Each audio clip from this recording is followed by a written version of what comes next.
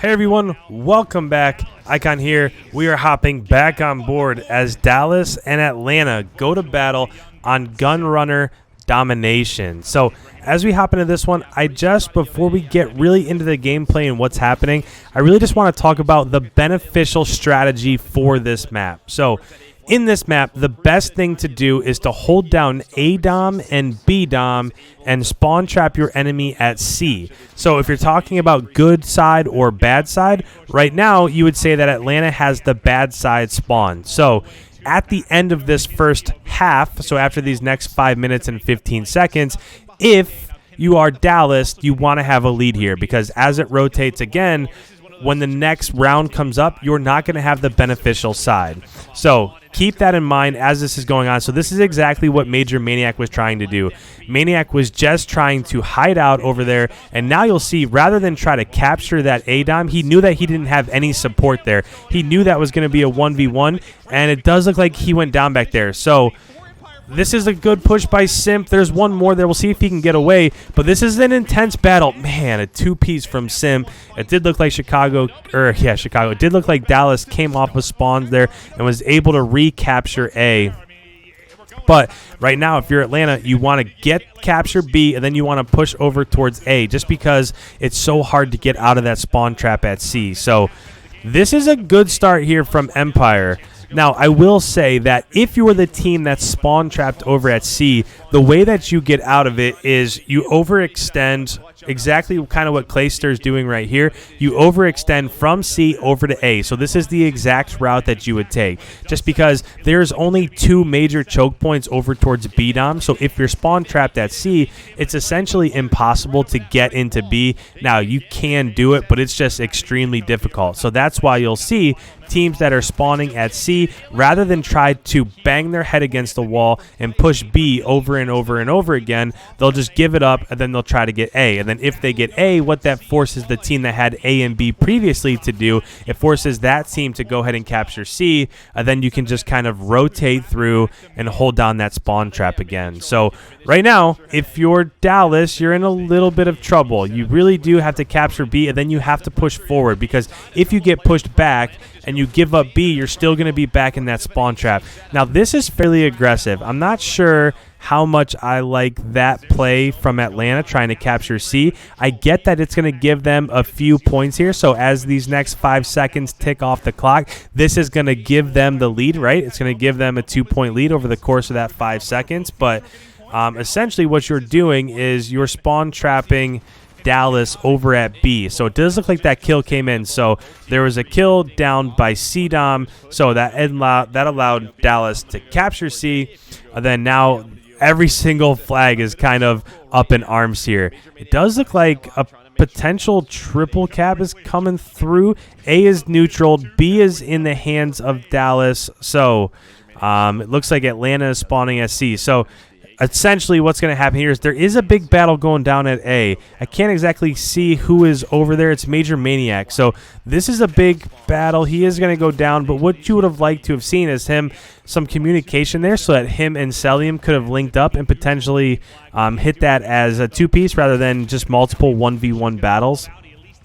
But this is really fluid for Dallas. So rather than, they knew that they were about to give up B, and rather than just wait for B to come through, they were a little bit aggressive and they pushed through and they were able to neutral C. So even though it's one flag apiece right now, essentially they're just maintaining their 4-point lead.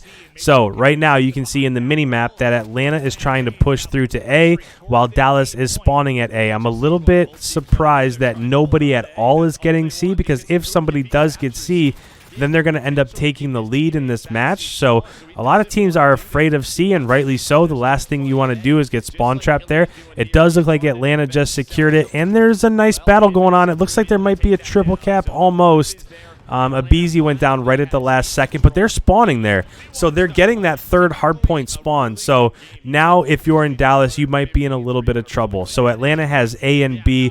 It does look like Dallas is pushing over towards B, but again, this is something that's super hard to lock down. It's really hard to push from C to B just because that spawn at A Dom is so close, but they are making it happen right now at the current moment. In fact, they pushed forward so far that made Atlanta spawn out. So Atlanta is now spawning at C. So, man, there's so much happening. I'm trying to watch what's happening at A and what's happening at C. I'm not even really watching what's happening on screen just because there's so much happening on the minimap.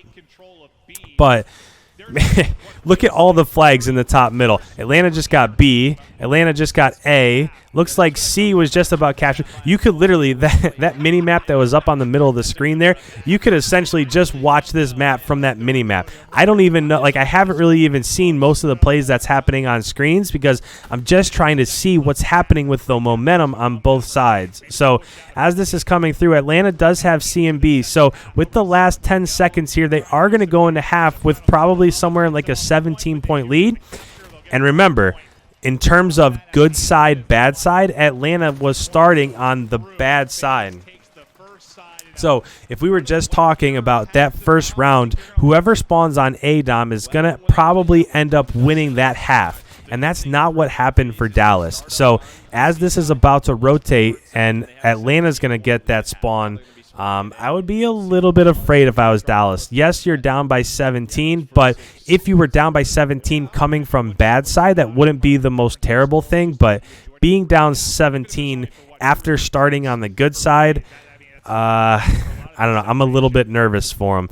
So you'll see right here that both teams are capturing C.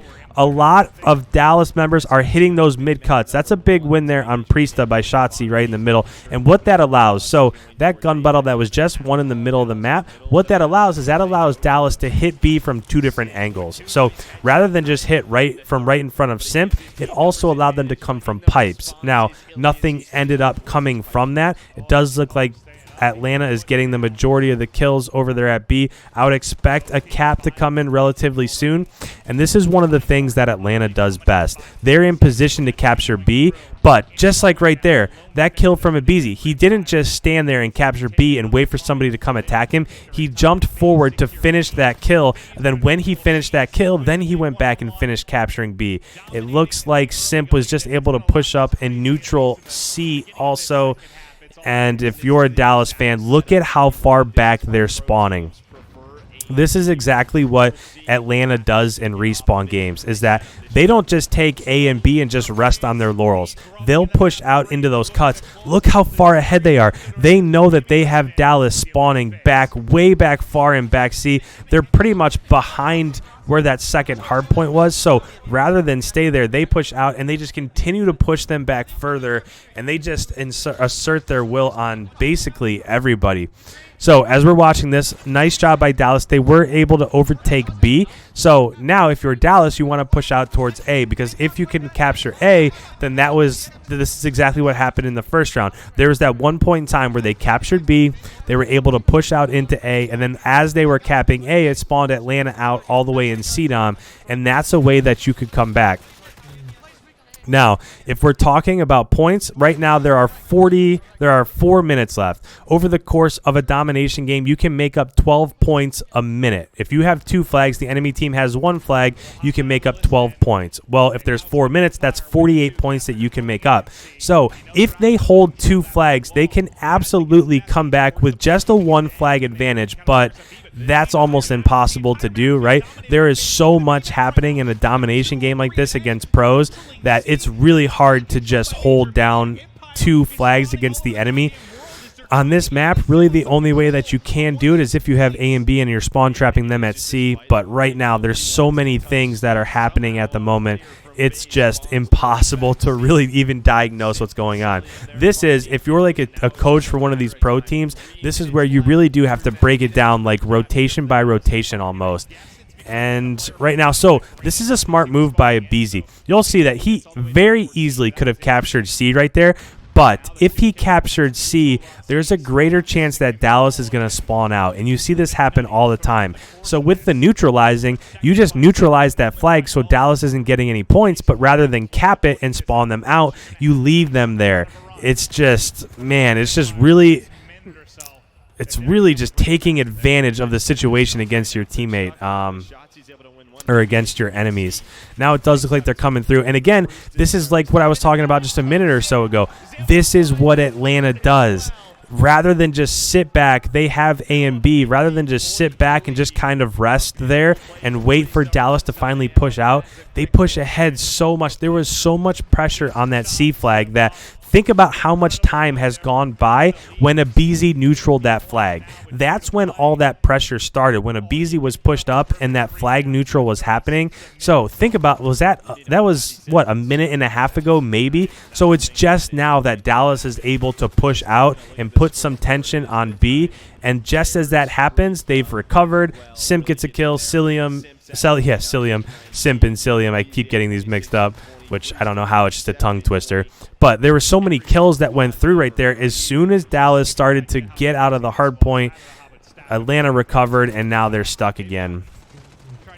So if we're paying attention to the minimap in the bottom left-hand corner, it does look like they're going to be able to capture B, but this one's already over, right? Even if you had a triple cap, it still wouldn't be enough. So it'll be interesting to see just kind of how Dallas performs here right down the end. But one thing I'll talk about in the last minute and 17 seconds, because in terms of strategy in this map, right, this is kind of over. But coming into this, I think that Dallas, a lot of people had Dallas ranked #1 on their power rankings, and I still think that they're top 3. I think that there's a clear distinction between 3 and 4, so that top 3 and then the next 3 that's after that. But I think it's pretty clear that just because they didn't scrim anybody for like those last 4 or 5 weeks, I don't know if that's necessarily what caused them to be behind the 8 ball a little bit, but I do think that they were elevated in the power rankings a little bit further than what they should have been. I'm pretty sure Nameless, and look, Nameless, for as good of a pro as he is, his power rankings were all over the place. If you were to compare his power rankings and my power rankings, you would see that I don't know if he just has to watch more scrims or what exactly the deal was there, but Dallas had no reason being up there with #1. Even if you thought that there's the potential that they could be #1, Atlanta's been playing so well over the last couple months that it really is a disservice to Atlanta to put anybody at #1 other than them. So with 3 seconds left, this is just a dominant hardpoint victory right here for Atlanta. A quick 3-0. The hardpoint was fairly competitive, right? That was pretty close, but the search and destroy was a hot 6-0.